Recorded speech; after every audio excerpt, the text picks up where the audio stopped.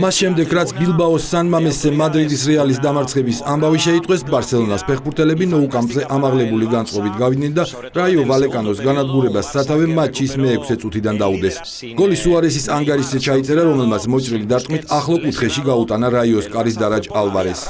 თავარი მოვლენების შესვენების შემდეგ განვითარდა 20 წუთიან მონაკვეთში, მასპინძლებმა 4-ჯერ აიღეს სტუმართა კარი.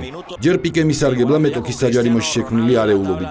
შემდეგ მესიმ გაიტანა პენალტის ნიშნულიდან, თუმცა მხოლოდ მას შემდეგ, რაც არბიტრმა უმაღლესი საფეხბურთო სასჯელი მეორედ შეასრულებინა. არგენტინელმა 63 წუთზე დუბლი შეასრულა, ხოლო 5 წუთში ჰეტ-ტრიკიც გაიფორმა და კრისტიანო რონალდუს ბომბარდით თავდავაში წამოეწია.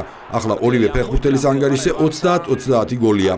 რაიომ პენალტით 1 გოლი გაქვითა, რასაც კატალონიელებმა კომპენსირებულ დროში სუარეს ხავი მესის კომბინაციით უპასუხეს, რომელიც ურუგვაელმა მეკარის გვერდის ავლით და გოლით დაასრულა. ბარსელონამ 62 ქულით პირველ ადგილზე გადაინაცვლა, 61 ქულით რეალი მეორე პოზიციაზეა.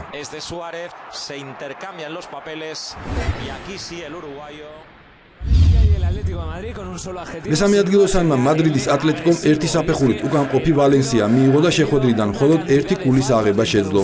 გუნდებმა არაერთი მომენტი შექმნეს, თუმცა ზუსტი დარტყმა ატლეტიკოს მხრიდან მხოლოდ კოკემ განახორციელა. ვალენსიელთაგან კი თავის გამოჩენა მუსტაფიმ შეძლო, რომელმაც პარტნიორის მიერ შესრულებული სტანდარტულის შემდეგ ძელიდან ასლეტილი ბურთი გადაგზავნა მასპინძელთა კარში. გუნდებმა სტატუს ქვო შეინარჩუნეს, ატლეტიკოს 55 ქულა აქვს, ვალენსიას 44.